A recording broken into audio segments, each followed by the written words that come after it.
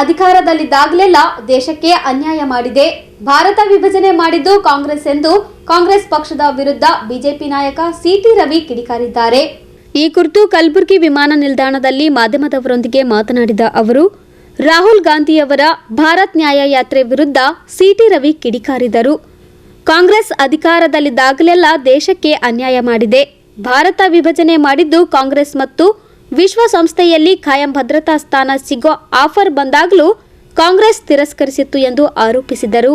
ರಾಮ ಮಂದಿರ ಉದ್ಘಾಟನಾ ಕೈ ನಾಯಕರ ಹಿಂದೇಟು ವಿಚಾರದ ಕುರಿತು ಪ್ರತಿಕ್ರಿಯೆ ನೀಡಿದ ಸಿಟಿ ರವಿ, ರಾಮ ಪೌರಾಣಿಕ ವ್ಯಕ್ತಿ ಅಂತ ಅಫಿಡವಿಟ್ ಹಾಕಿದ್ರು ಅವರು. ಅಲ್ಲದೆ ಕೈ ನಾಯಕ ಕಪಿಲ್ ಸಿಬಲ್ ಅಯೋಧ್ಯೆ ಕೇಸ್ನಲ್ಲಿ ವಿರುದ್ಧವಾಗಿ ವಾದ ಮಾಡಿದವರು. ಹೀಗಾಗಿ ಅವರಿಗೆ ಹಿಂಜರಿಕೆ ಇರಬಹುದು. ಆದರೆ ರಾಮ ಎಲ್ಲರಿಗೂ ಬೇಕಾದವರು. ಕೇವಲ ಬಿಜೆಪಿಗಷ್ಟೇ ರಾಮ ಸೀಮಿತವಲ್ಲ ಎಂದರು. ಕಾಂಗ್ರೆಸ್ ಈಗಲೂ ದೇಶದಲ್ಲಿ ಭಾಷೆಗಳ ಆಧಾರದ ಮೇಲೆ ಜನರನ್ನು ಎತ್ತಿಕಟ್ಟುತ್ತಿದೆ. ಉತ್ತರದ ವಿರುದ್ಧ ದಕ್ಷಿಣದವರನ್ನು, ದಕ್ಷಿಣದ ವಿರುದ್ಧ ಉತ್ತರದವರನ್ನು ಎತ್ತುಕಟ್ಟುತ್ತಿದೆ. ಬ್ರಿಟಿಷರು ಹಿಂದೂ ಮುಸ್ಲಿಂ ಅಂತ ಅಷ್ಟೇ ಒಡೆದ್ರು. ಆದರೆ ಕಾಂಗ್ರೆಸ್ ಜಾತಿಗಳ ನಡುವೆ ಒಡೆದಾಡುತ್ತಿದ್ದಾರೆ ಎಂದು ಆಪಾದಿಸಿದರು. ಕೊರೋನಾ ಕಾಲದಲ್ಲಿ 40,000 ಕೋಟಿ ಭ್ರಷ್ಟಾಚಾರ ಆಗಿದೆ ಎನ್ನೋ ಯತ್ನಾಳ್ ಹೇಳಿಕೆ ಕುರಿತು ಮಾತನಾಡಿದ ಅವರು, ಎಲ್ಲರೂ ಸುಮ್ಮನೆ ಆರೋಪ ಪ್ರತ್ಯಾರೋಪ ಮಾಡೋದು ಬೇಡ. ದಾಖಲೆ ಇದ್ರೆ ತಂದು ಕೊಡ್ಲಿ. ನಾಗಮೋಹನ್ ದಾಸ್ ಕಮಿಟಿ ಮಾಡಿದ್ರಲ್ಲ, ಅಲ್ಲಿ ಕೊಡ್ಲಿ. ಯತ್ನಾಳ್ ಅವರಿಗೆ ಅಭಿವ್ಯಕ್ತಿ ಸ್ವಾತಂತ್ರ್ಯವಿದೆ, ಅವರು ಮಾತನಾಡ್ತಾರೆ ಎಂದರು. ರಾಜ್ಯದಲ್ಲಿ ಕನ್ನಡವೇ ಸಾರ್ವಭೌಮ, ನಮ್ಮ ಆಡಳಿತ ಭಾಷೆ ಕನ್ನಡವೇ ಆಗಿರಬೇಕು. ಹಂಗಂತ ನಮ್ಮ ಸಹೋದರ ಭಾಷೆಗಳ ಜೊತೆ ವೈರತ್ವ ಬೇಡ ಎಂದು ಸಿಟಿ ರವಿ ಹೇಳಿಕೆ ನೀಡಿದ್ದಾರೆ. One of the senior most leader ಅವರು ರಾಮ ಮಂದಿರದ ವಿರುದ್ಧವಾಗಿ ಸುಪ್ರೀಂ ಕೋರ್ಟ್ನಲ್ಲಿ ರಾಮ ಮಂದಿರದ ಕೇಸಿನ ವಿರುದ್ಧವಾಗಿ ವಕಾಲತ್ತು ಮಾಡಿದ್ರು. ಕಾಂಗ್ರೆಸ್ ಪಾರ್ಟಿ ಅಧಿಕಾರದಲ್ಲಿ ಇದ್ದಾಗ ರಾಮ ಪೌರಾಣಿಕ ವ್ಯಕ್ತಿ, ಒಂದು ಕಾಲ್ಪನಿಕ ವ್ಯಕ್ತಿ ಅಂತ ಅಫಿಡವಿಟ್ ಕೊಟ್ಟಿದ್ರು. ರಾಮ್ ಸೇತು ಕೇಸು ಸಂಬಂಧಪಟ್ಟಂತೆ.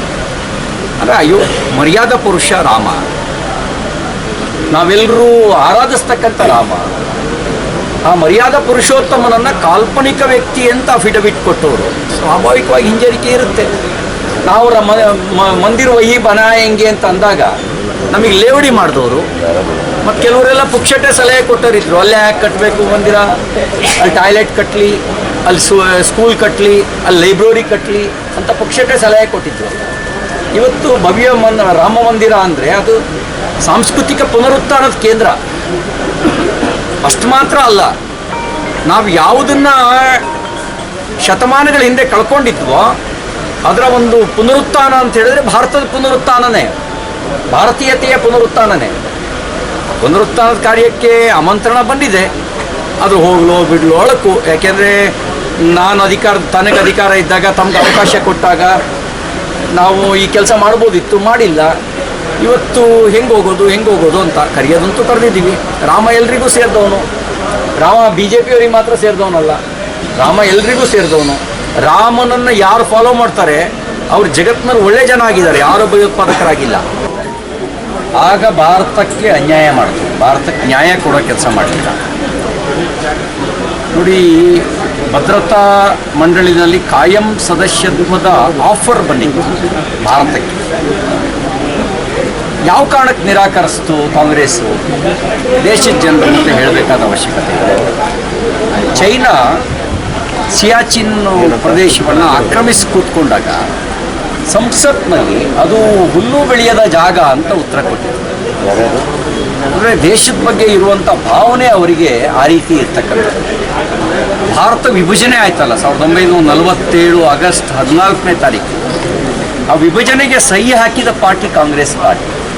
ಆ ವಿಭಜನೆ ಸಂದರ್ಭದಲ್ಲಿ 3 ಕೋಟಿಗೂ ಹೆಚ್ಚು ಜನ ಸಂಕಷ್ಟಕ್ಕೊಳಗಾದರು. 40 ಲಕ್ಷಕ್ಕೂ ಹೆಚ್ಚು ಜನರ ಹತ್ಯೆ ಆಯಿತು ಯಾವುದೇ ಯುದ್ಧದಲ್ಲಿ. ಅದು ಪ್ರಥಮ ಮಹಾಯುದ್ಧ ಇರ್ಬೋದು, ದ್ವಿತೀಯ ಮಹಾಯುದ್ಧ ಇರ್ಬೋದು, ಯಾವುದೇ ಯುದ್ಧದಲ್ಲಿ ಅಷ್ಟು ಜನ ಸಾಯಲಿಲ್ಲ. ಇದು ಭಾರತಕ್ಕೆ ಮಾಡಿದ ಅನ್ಯಾಯ ಅಲ್ವಾ? ಆ ನಿರ್ಣಯ ತೆಗೆದುಕೊಳ್ಳದೇ ಇದ್ದಿದ್ರೆ ಸಾವನ್ನು ತಪ್ಪಿಸ್ಬೋದಿತ್ತು, ನಿರಾಶ್ರಿತರಾಗೋದನ್ನು ತಪ್ಪಿಸ್ಬೋದಿತ್ತು. ನೀವು ಯೋಚನೆ ಮಾಡಿ, ನಿಮ್ಮೂರಿನಲ್ಲೇ ನೀವು ನಿರಾಶ್ರಿತರಾಗುವಂಥದ್ದು ಇದು ಅನ್ಯಾಯದ ಸಂಗತಿ ಅಲ್ವಾ? ಭಾರತಕ್ಕೆ ನ್ಯಾಯ ಕೊಡುವಂಥ ಕೆಲಸ ಅಂದರೆ ಏನದು?